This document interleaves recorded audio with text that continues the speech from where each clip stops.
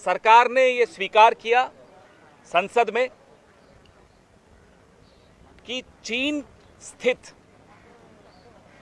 AIIB Asian infrastructure investment bank से सरकार ने मई 8 को $500 मिलियन का पहला इंस्टॉलमेंट ली लोन की और 19 जून को $750 मिलियन की दूसरी किश्त ली।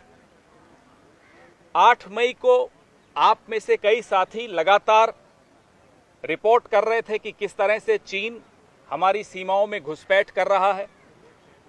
19 जून तक आते आते तो हमारे 20 वीर जवान शहीद भी हो चुके थे। ये वही तारीख है 19 जून जिसको मैं काला दिन कहूंगा हमारे देश के इतिहास में, क्योंकि पहली बार एक प्रधानमंत्री ने देश के साथ झूठ बोला। ये वही तारीख है 19 जून। ना केवल चीन को 19 जून को प्रधानमंत्री ने क्लीन चिट दी, बल्कि 19 जून को चीन स्थित बीजिंग स्थित एशियन इंफ्रास्ट्रक्चर इन्वेस्टमेंट बैंक से पैसे भी लिए।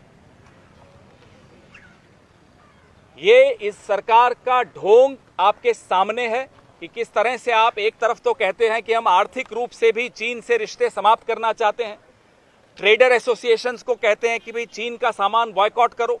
आम आदमी से सारी उम्मीदें हैं मोदी सरकार को, और जब खुद पर आती है तो चीन के बैंक से पैसे लेते हैं। ये वो बैंक है जिसमें सबसे बड़ा शेयर होल्डर चीन है।